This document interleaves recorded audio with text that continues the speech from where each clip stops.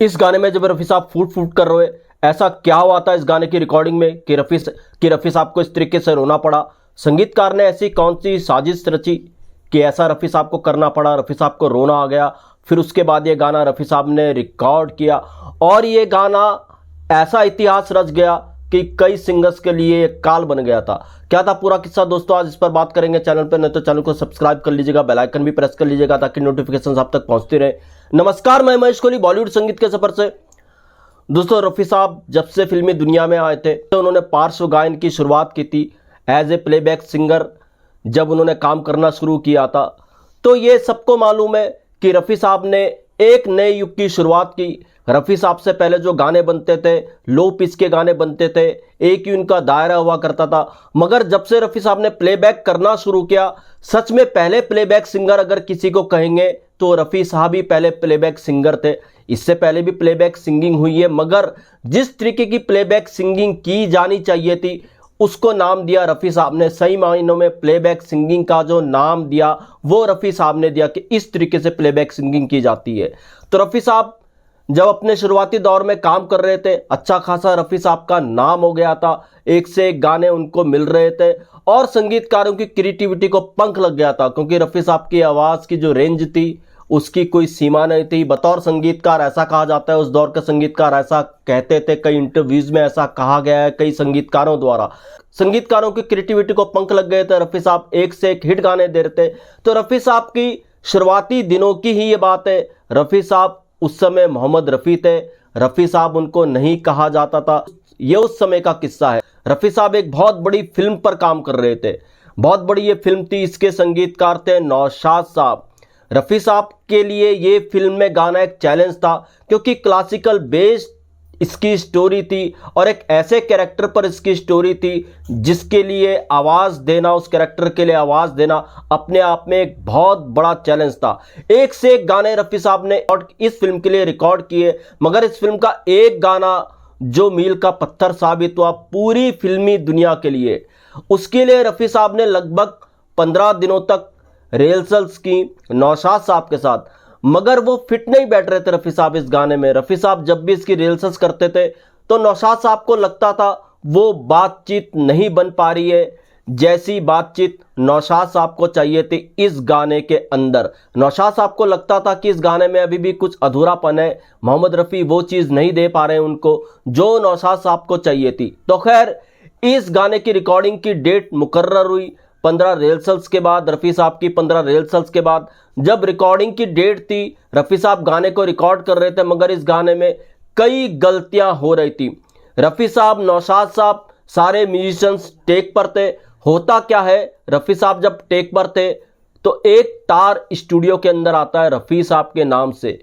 तो रफ़ी साहब के नाम से जब वो तार आता है, रफ़ी साहब को वो तार थमा दिया जाता है। रफ़ी साहब जब उस तार को पढ़ते हैं तो रफ़ी साहब फूट फूट कर रोने लगते हैं। अब सब साजिंदे स्तब्ध, ऐसा क्या हो गया। रफ़ी साहब से सबने पूछा क्या हुआ, आप तार पढ़कर रो क्यों रहे हैं। तो रफ़ी साहब ने नौशाद साहब को कहा कि उनका सब कुछ लुट गया है। नौशाद साहब ने कहा ऐसा क्या हो गया है। रफ़ी साहब ने बताया कि तार में लिखा है उनकी बेगम का इंतकाल हो गया है। अब इधर सब स्तब्ध थे म्यूजिशियन। नौशाद साहब रफ़ी साहब की बातों को सुनकर हैरान थे। तो रफ़ी साहब जाहिर सी बात है ऐसी खबर सुन के घर की तरफ जाने लगे। तो नौशाद साहब ने रफ़ी साहब को रोक दिया। नौशाद साहब ने रफ़ी साहब को कहा, देखो रफ़ी मियाँ, आपकी बीवी का इंतकाल तो हो गया, वो इस दुनिया में नहीं रही। आप प्रोड्यूसर का क्यों खर्चा बढ़ा रहे हैं, प्रोड्यूसर को क्यों नुकसान पहुंचा रहे हैं।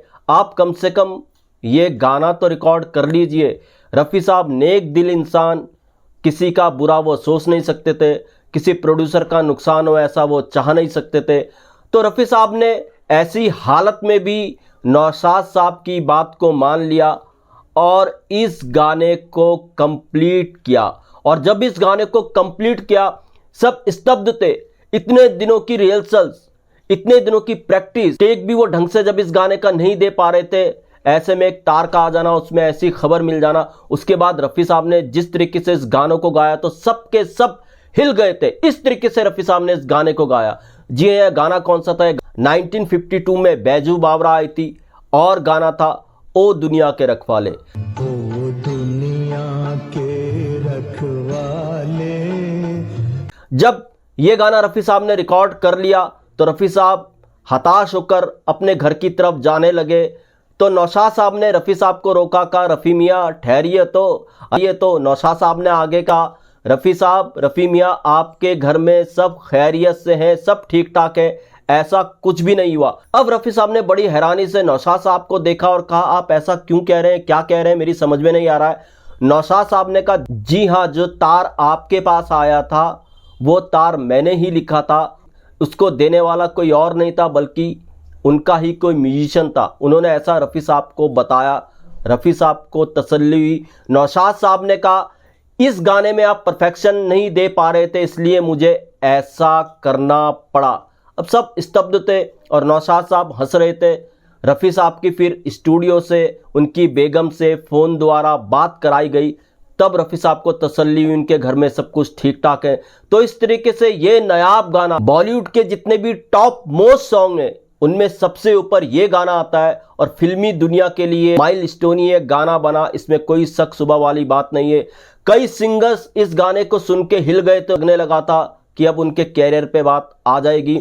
एक सिंगर का किस्सा शंकर जैक्सन के शंकर जी ने कभी दूरदर्शन में बताया था कि जब रफ़ी साहब फिल्मी दुनिया में आए, हालांकि उन्होंने नाम तो नहीं लिया, उन्होंने ये कहा कि एक सिंगर, मैं नाम नहीं लेना चाहूँगा, उनके पास आए और शंकर जैक्सन के शंकर को कहने लगे कि शंकर साहब अब तो ऊंचे सुर में गाने वाले सिंगर्स आ गए, अब तो ऊंचे सुर में गाने वाले गायक आ गए, हमारा क्या होगा। तो ये बहुत बड़े सिंगर थे। तो शंकर साहब ने इस सिंगर को कहा आप जैसा गाते हैं वैसा ही गाते रहिए, कुछ नहीं होगा, स्टाइल है, ये स्टाइल बरकरार रखिए। तो इस तरीके से हलचल मच गई थी रफ़ी साहब के इस गाने के बाद। वो कमाल का इतिहास रचा ओ दुनिया के रखवाले जैसे गाने ने। मगर जो भी हुआ, जो भी नौशाद साहब ने कहा, इसको मजाक बिल्कुल नहीं कहेंगे। कभी कभी ऐसी मजाक भारी भी पड़ सकती थी। अपना काम निकालने के लिए संगीतकार ऐसा अक्सर कर जाते थे, परफेक्शन लाने के लिए। मगर जो भी था ठीक था, गलत था, ये आप पर छोड़ता हूँ। ये किस्सा आर्टिकल्स में भी है, किताबों में भी है। तो दोस्तों मिलता रहूँगा ऐसे नायाब किस्सों के साथ। तब तक के लिए महेश कोहली को दीजिएगा इजाज़त। Good bye, good luck and take care.